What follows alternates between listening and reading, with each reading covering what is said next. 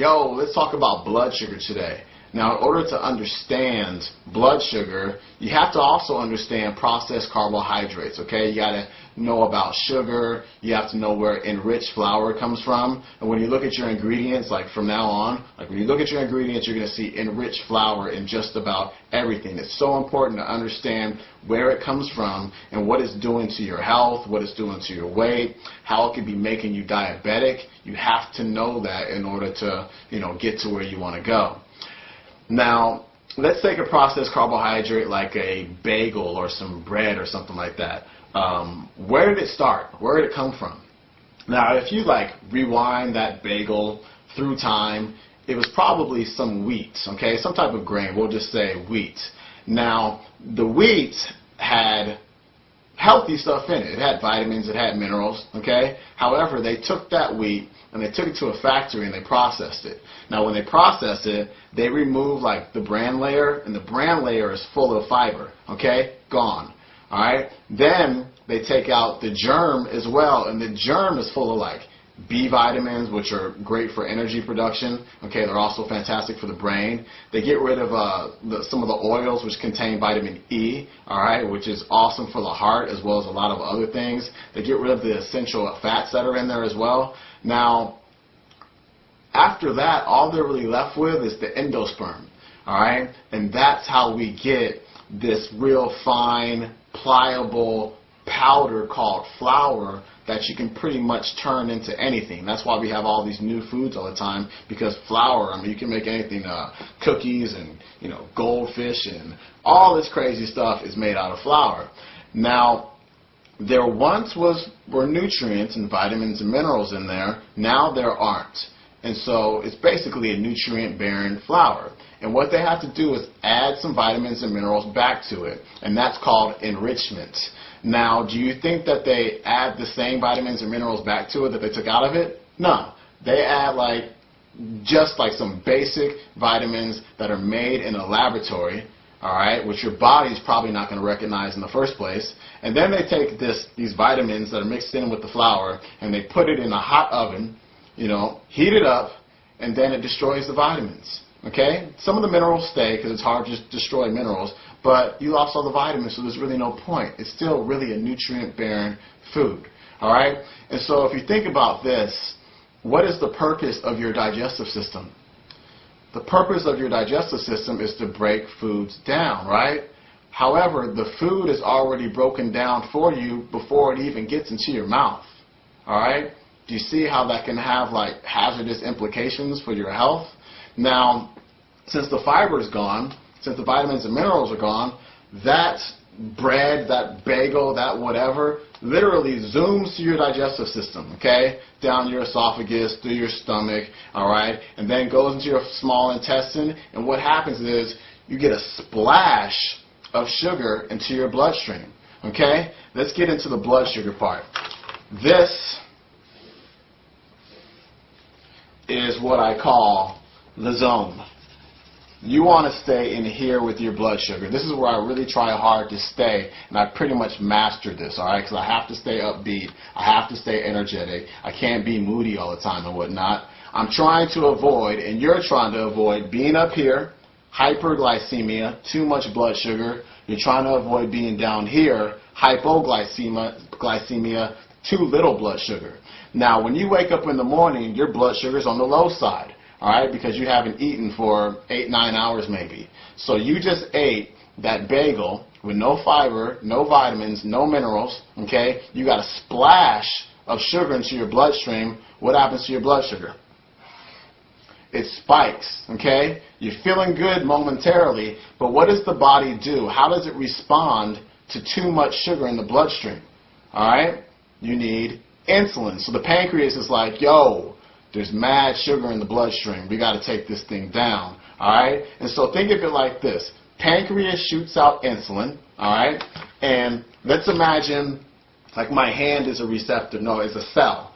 And the pen cap here is a receptor, okay? And the receptor is just for insulin. And insulin comes out of the pancreas through the bloodstream, binds on to that receptor. The cell opens up, and it starts shoving sugar in there, okay? But usually when the sugar is so high in the bloodstream, the cell sucks too much in. So what happens to your blood sugar? Bam, you drop. Okay? Everybody knows what it feels like to crash. Okay? You know, when you eat something and then an hour later you feel like tired, but you might have just woke up, or you feel hungry, but you just ate. Okay? That's what it feels like to crash. You're irritable, you're cranky, you're lethargic. All right? Now, what are you craving when your blood sugar crashes? Are you craving broccoli and cauliflower? No, you're craving more carbohydrates. You're looking for the donuts. You're looking for the vending machine. You want something sugary because your body is not dumb. You know what I'm saying? Your body's like, yo, crank me back up. And so you eat something made out of flour or sugar, some quick-burning carbohydrate, and then you spike right back up. And then what happens? You crash. And this is going on until you get a good, nice, healthy meal in with some protein, some fat, some fiber and whatnot, okay? It's funny, when I go to supermarkets, I always look in people's carts, and I can look into somebody's cart and not look at the person, and just by looking at what they have there, I know what their body looks like. Because it'll be like, you know, white flour, white pasta, sugar, soda, you know, nothing but bad carbohydrates, and it's typically an obese person driving that cart. And here's why. When insulin levels are high, like that, you're storing fat. All right? Insulin stores fat. You can take a genetically manipulated rat. This is in Good Calories, Bad Calories, the book. And you can tweak it so it can't produce insulin, and you can overfeed the heck out of it, and it won't gain weight. Okay? Insulin stores fat. Now here's the deal. Imagine you were to do the exact same workout with the exact same weights and the exact same exercises for 2 years straight. All right? And, you know, you're going to get results in the beginning, maybe the first, 6 to 8 weeks, you're going to get results. And then after that, things just kind of stop. Now, what happens? Your body becomes resistant to the exercise. It becomes used to it. Now, if I'm that cell and I've got this receptor and insulin is always just pounding and pounding and pounding this receptor hour after hour, the cell, after a while, is going to be like, nah, you ain't getting in. You ain't getting in. We need more. You need to knock a little bit harder on this door to open me up. You understand what I'm saying? So what happens is more insulin begins to accumulate in the bloodstream. More sugar begins to accumulate in the bloodstream. When you've got more insulin in the bloodstream, you're storing fat. When you've got too much sugar in the bloodstream, you're hyperglycemic and you can become pre-diabetic or diabetic. You understand what I'm saying? And so this is what the carbohydrates are doing to people, the processed carbohydrates. And in another video, we'll talk more about grains and what kind of grains are good for you. And just keep this in mind. A whole grain, okay, the definition of a whole grain is something that you can put, you can pour water on, or something that you can water and it will sprout, okay? And so think about that when you're having some whole grain this and whole grain that. If you watered it, would it sprout? Because if not, that's BS, okay? So we're going to get to that on another day. For now, really focus on managing your blood sugar. You will know when you have a meal that screwed up your blood sugar because you're going to feel blah right after it. If you're having sugary cereal for breakfast and you feel blah an hour afterwards, that means you're in fat storing zone.